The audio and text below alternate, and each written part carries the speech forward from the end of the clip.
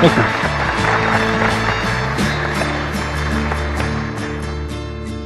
President Klaus and Dr. Sekera and Dr. Shefchik and Dr. Shimka and Dr. Schwartz, ladies and gentlemen, it is indeed a pleasure to be here. It's an exciting event for me and my wife. It's unusual for us to travel, to tell you the truth, but I found this invitation very special. I consider it a special event. I consider it a special city to honor a special person. And I am especially impressed with this special crowd, because this to me is really something that encourages me and should encourage everybody to think that a group like this would come together to talk about a gentleman that played such an important role in economics. I, of course, consider Mises the most important economist, if not in the history, certainly in the 20th century. And he indeed did have a lot of influence on me and motivated me to go into politics.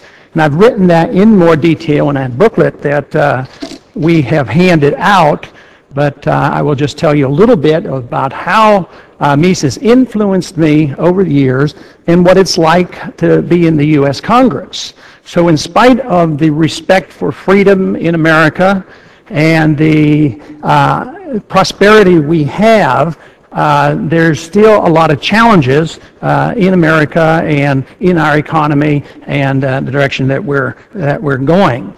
But there is something special about coming to Prague. When you think about what you as citizens have learned, unfortunately the hard way. First, during my lifetime, essentially, I was born in the 30s. In my lifetime, this city under siege by National Socialism, and saw all the bad effects of that, and then being under the iron fist of the communist system.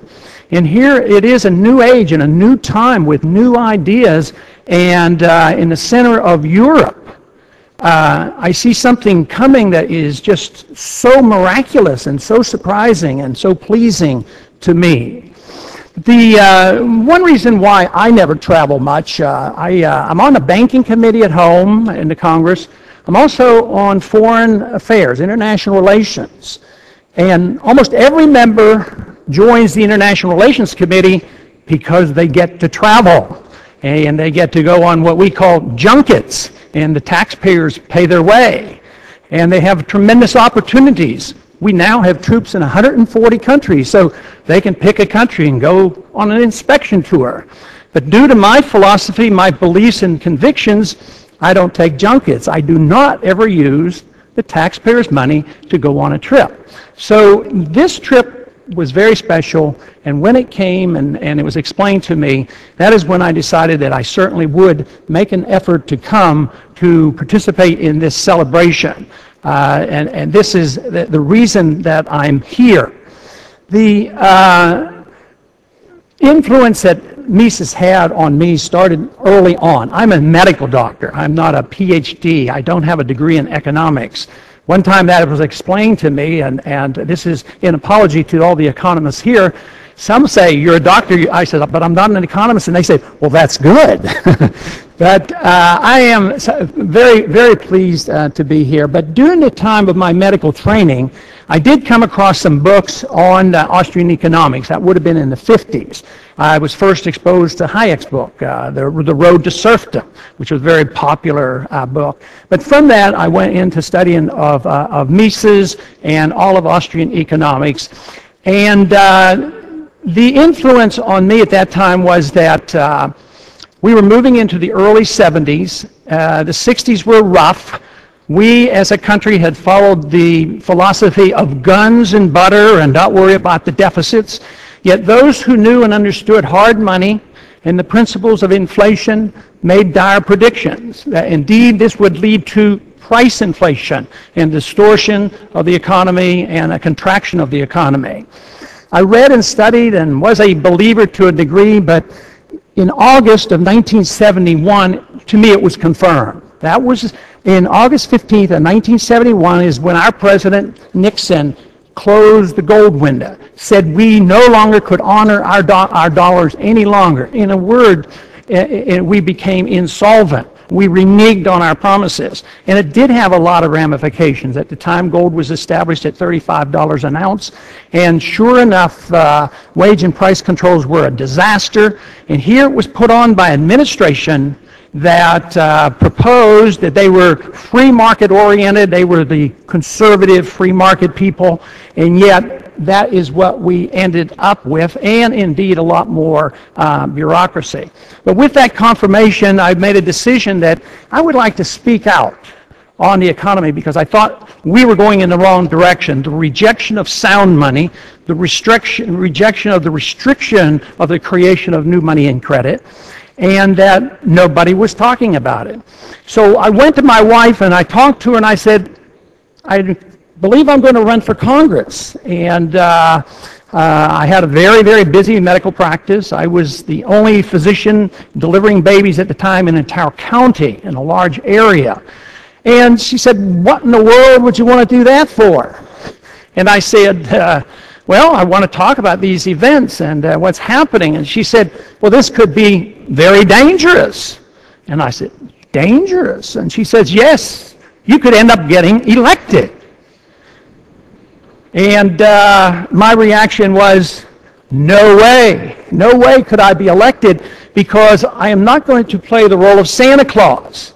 I'm going to play the role of trying to tell people the truth and saying, if you want to be wealthy and you want to have a prosperous economy, you argue for liberty, you don't argue for largesse.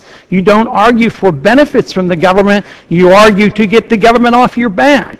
And therefore, the people now have, even in the 70s, I was convinced our people were totally indebted to what they get, the stuff they get from government.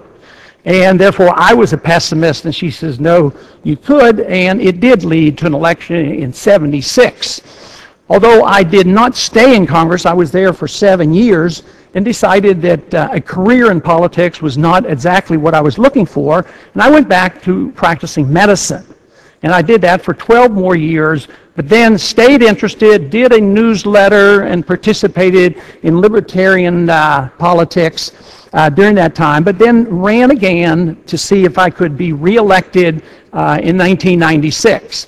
The test for me then was, at that time, they knew more about me, because I had identified with libertarians. I was for freedom everywhere in personal privacy issues, personal sexual issues, and freedom in the marketplace. And I also strongly advocated that it would be best for us and the world if we'd mind our own business, that we wouldn't have troops in 140 countries.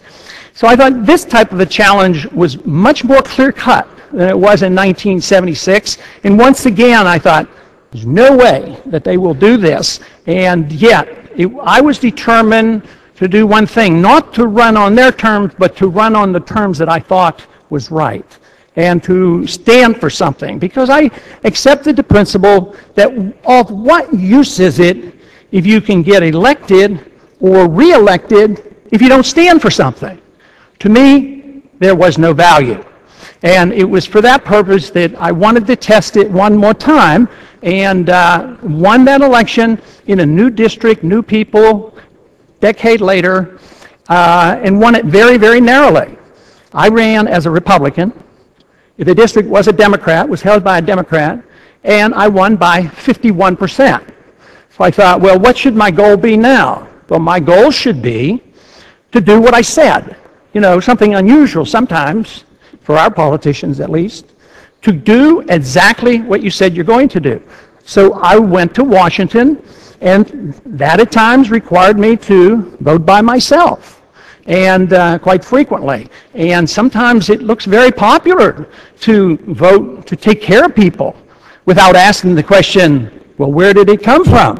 Who paid the bills? Who suffered because of the goodness that you're supposed to be doing?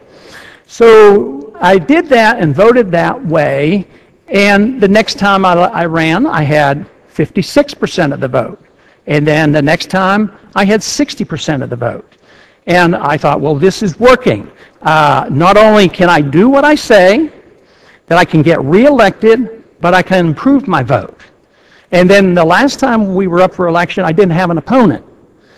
So the question is, does this mean that they have endorsed the economics of Mises? Does this mean they endorsed everything that I believe in? Not really. It really doesn't.